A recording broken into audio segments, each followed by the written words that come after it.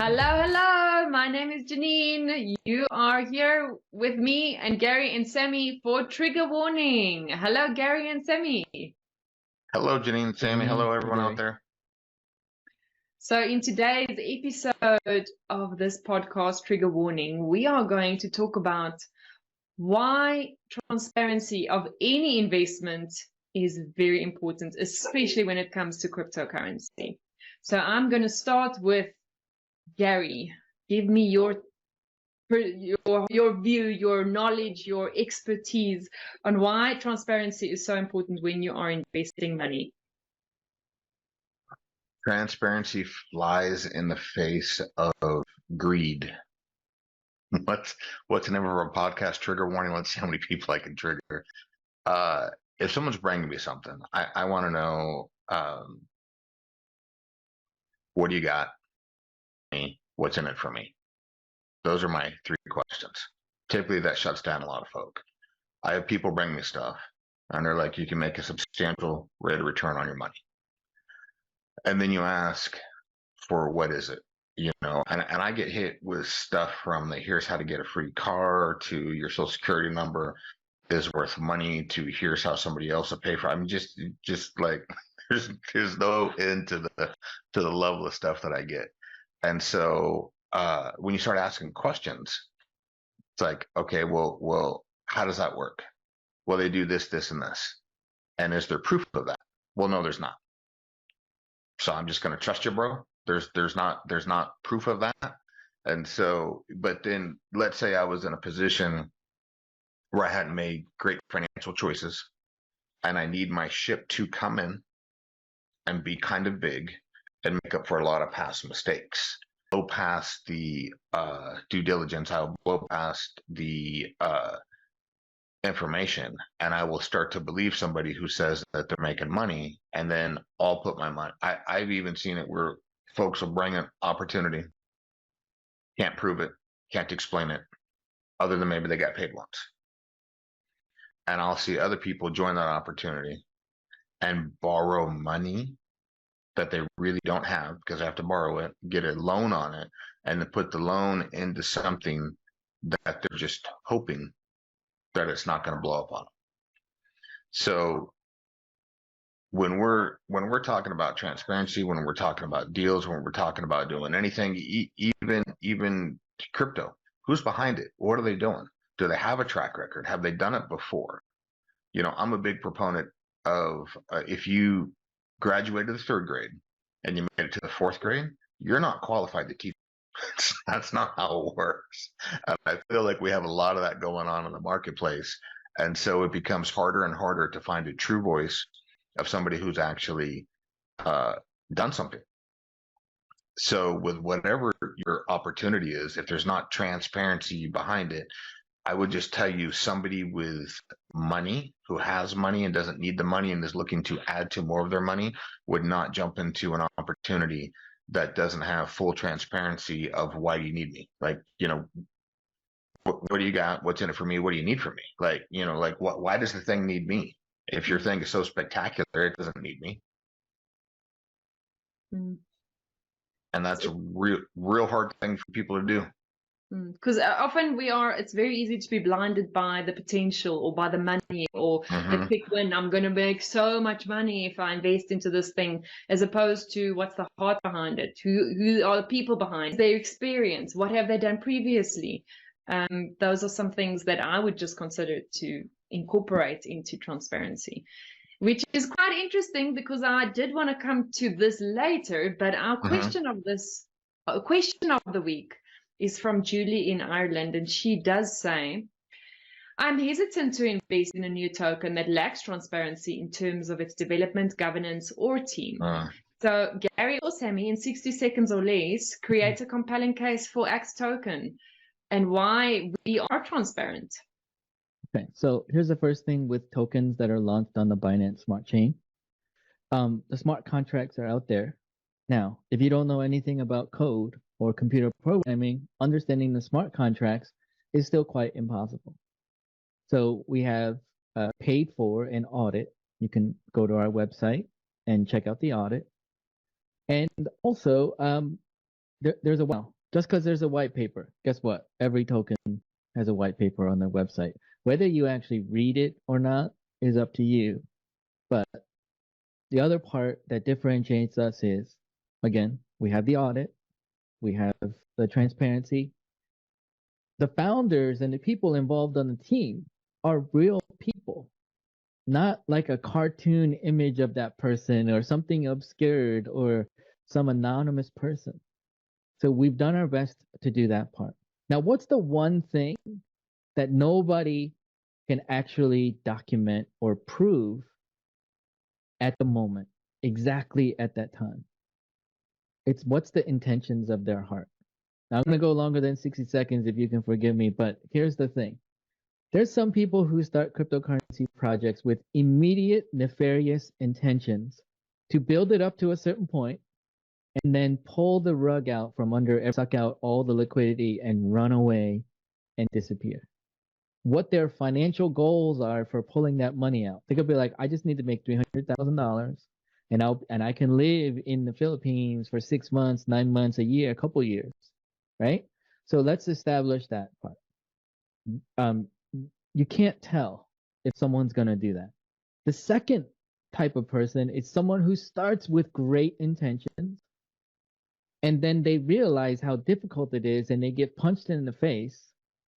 And then they make a value-based decision to say, I'm going to protect my family first, my own, and like my small team first, and then we're going to let the token die. You don't know if that's going to happen or not. They got in over their heads. They realized it was difficult. And then they made last-ditch efforts to protect themselves first. And then you have a token where as much above board as possible, as much transparency as possible, and the decisions that are made for the good and welfare and health, long-term health of the token, given whatever is happening in the marketplace. Now, again, if I say that to you and I say, look me in the eye, read my lips, this is what I'm going to do. This is what we're going to do. The only way that you can have confidence in those statements are as the token starts to make moves, as the token starts to make financial decisions, are they doing what they say they're going to do? Do their social media match up with that? Like all of a sudden crypto millionaires are out there driving Lamborghinis and they're, all this stuff. Are they worried more about their lifestyle and all of a sudden they got a $40,000, $50,000 a month lifestyle? Then you might have to worry what currency token is doing, or their intentions behind that. All of a sudden they're buying real estate in the Bahamas and giving everybody per diem and doing weird things and after hour parties and stuff. You're going to have a major problem. So when it comes to transparency, you can only know so much, and then you have to look at their track record of how they've made decisions in the past.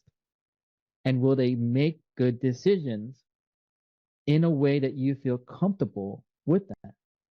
And if you have a comfort level up to that point, great. And that's how I would say. And the other thing is, don't put your life savings into it. Now, I don't want anybody putting their life savings into X token. Now, you want to put a little bit in, you are comfortable up to a certain point, bring a little bit in. And then as you see the token doing some work for you, or you see the token making some actions, then put some more. And that's what we hope you make your decisions on. So. Love that. Yes. Any investment that you make, there's always risk associated with it. So it's never a foolproof magic one. There you go. There's your money. It's not a lottery ticket. So any investment, you are going to have to make some decisions regarding how much money you're going to put in. And if it resonates with the value of the token, the heart behind the token, the project, the people on the team, if it resonates with you, then put something in. You've got nothing to lose, especially in the early stages of the token. So if you are interested in finding out more about X token or what we stand for, go and look at our website at www.xtoken.com. Gary, I'm going to come to you if there's anything else that you wanted to add on this topic. We're just having a nice transparency. Maybe you've had some bad experiences in the past, or you're good at drinking. This is called trigger warning. So we do want to go to the name of the podcast. Okay. So I was a little triggered when I gave my answer earlier. And the reason I gave the answer that I did is because in the past, I sent $100,000 to a private placement platform. And I thought I was making a good decision, but it was 2008. The market was crumbling. Real estate was in the toilet. I was losing millions. And I think I was throwing a Hail Mary pass. And the $100,000 went out, never came back. And it had the special agent from the Internal Revenue Service with a gun and a badge at my kitchen table. Not that I was in trouble, but he had my bank accounts and he had everything on this whole transaction. And he was asking if I recognized names because they were putting a case together. And so I blew past the warning signs. I couldn't get a clear answer. I could look back on it now as clear as day, just go, I shouldn't have done it. But I was in a place where I needed that to do more than it was responsible for doing. I liken it in the real estate world to when somebody inherits a house. The house is typically overvalued in their mind, and it needs a lot of work. And the reason that is that whoever inherited the house has they're, if it's in America, 95% chance they've made poor financial decisions. And they need this one thing to make up for a lifetime of poor financial decisions. And then they come up with whatever that dollar amount is, and then they assess it to the house. I've never had good luck with inherited houses in the real estate game because there's so much emotion attached to it. So when we're looking and doing stuff and it's trigger warning, and I'll just answer earlier without, but I had this 100K in my mind. It's at this house that I'm living in now, kitchen table downstairs. I still have my lab Great Dane puppies with me, Carl and Lucky, so I asked, he's at the door, the IRS agent's at the door with a badge in the little side window of my door showing it to me because the dogs are barking. And I'm like, hey brother, what's going on? And he's like, so-and-so IRS special agent. You got a second? I'm like, you okay with dogs? And he's like, yeah. And he's like, they good? I'm like, they were trained at the Sheriff's Academy. These are guard dogs. He's like, yeah. I'm like, I tell him you're fine. You're fine. He's like, yes. We came in and then we're sitting at the kitchen. He's got papers and he starts asking me questions. And when he starts asking me questions, I realize he has my personal information. So I just lean across the table and I bend back the papers that he's holding and I look at him. He's like, well, I don't know what you're supposed to do that. And I'm like, well, I'm like, I don't know what the rules are, right? And then now we're sitting next to each other looking at these papers. Horrible experience. The 100% punch in the gut, the money is gone. All I had to do was research and not do that. There was other stuff available. So as we're doing our stuff, so it's not, so like the answer before, not a flippant answer, not guessing. It's not theoretical. I didn't graduate third grade now and make it to the fourth grade. Now I'm going to teach you how the third grade works. Not doing that. I probably lost more than, although I did feel better because I went to an attorney about the whole thing. And he's like, well, the current client I have right now has that situation with $10 million, not 100,000. He's like, so at least you could feel better about that. I'm like, I don't think I do, but in the scale of what we're doing. So yeah, just go slow. Ask some questions, find out what's going on, and what does your gut say? That's what I would say. And I think in terms of bringing it back to X-Token, with me is X-Token. They are on a podcast. You can see them. They are real people. On the website, they can contact us. They can ask us some questions. They can see the team, they can see the white paper, they can see the heart behind X-Token, the acts of kindness. So if that does resonate with you, come join us. Come join us in this X world. But as Sammy said, don't invest your life savings. Just start slow and go from there. Yep. Awesome. Okay.